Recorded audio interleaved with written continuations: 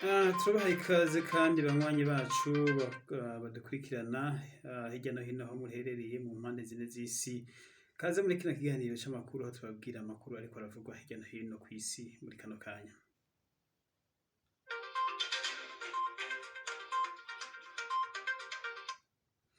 Amakuru rero reka tuyahere mu gihugu c'Uburusiya, aho igihugu c'Uburusiya cabandanije ibitero vyaco mu gihugu ca Ukraine, aho ubu ibitero nkuko Uburusiya bwabivuze vyibanda ku ntara ya Donbas region, ndetse intara neza intambara zirimwo zikaba ziriko zirabera mu ntara ya Mariupol.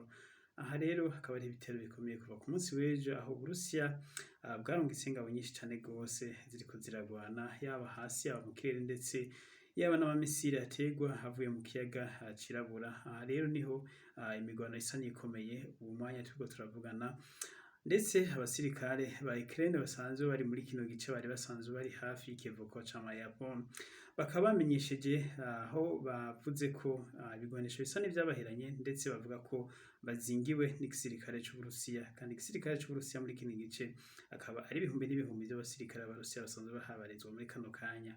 Ntawuzi rero ko bihava bigenda nuko bahava babareka ngo baveyo canke bari bubarase bamarirayo canke abagira ubuntu bakarokoka. Ariko ayo niyo makuru y'aka kanya ariko aravuga ko abasirikare basanzwe bahari baba Ukraine bazingiwe n'abasirikare cane gose b'Abarusiya basanzwe bafise n'ibigwanisho bikomeye, ndetse abasirikare ba Ukraine bariyo bavuga ko ibigwanisho vyabaheranye kandi atanzira iriho yuko abandi bobasangayo ngo bashire ibindi bigwanisho kubera bazaba bazingiwe n'abasirikare b'Uburusiya.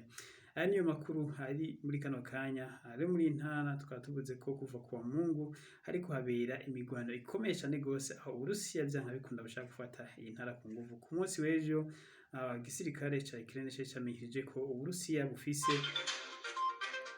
bufise ibice 55% bwakenzura, ariko ubu mwanya baza bamenyesheje ko Uburusiya bufise nibura ibice 75 bugenzura vy'intara, aho biboneka ko Uburusiya vy'ukuri bwagambiriye gufata intara ku nguvu. Ndetse aho Perezida Zelensky yamenyesheje ko Uburusiya bufise umugambi muniniya cane gose, ahubwo atari ivyo gufata intara gusa, ahubwo Uburayi bwo kwitegura buritegura n'ingoga ko Uburusiya biboneka ko butagiye kugarukira ngaha gusa, kuko ubu ikindi naco twovuga niko Uburusiya bwamenyesheje ko ibihano bimwe buriko burafatirwa mu vy'ubutunzi butagiye kuvyihanganira. Ntawubizi rero ko Uburusiya bugiye gukomeza intambara hirya no hino mu zindi ntara, canke bugiye kurenga imbibe za Ukraine bugatera ibindi bihugu.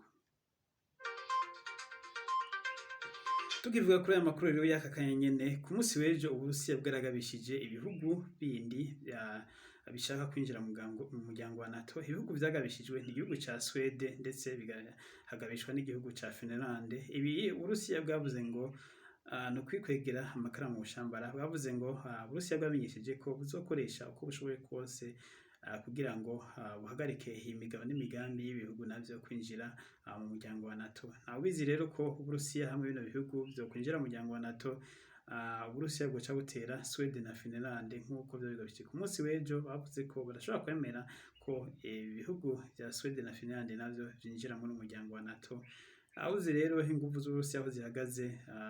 Nabagira bamwe batanguye kuvuga ngo Uburusiya bwaratsinzwe mu ntambara ya Ukraine, ariko Uburusiya bukaba bubandanya bavuga ibintu nk'ibi.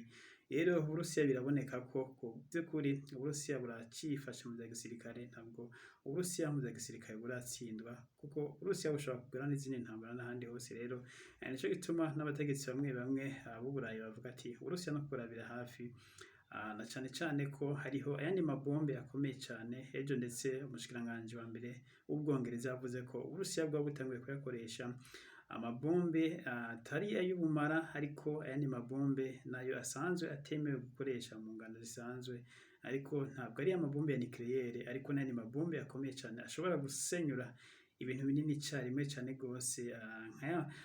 Ndetse bombe muzo umushikiranganji w'Ubwongereza yavuze ni bombe imwe yiswe tsunami y'Abarusiya. Iyi bombe rero twarayigeze kuyerekana.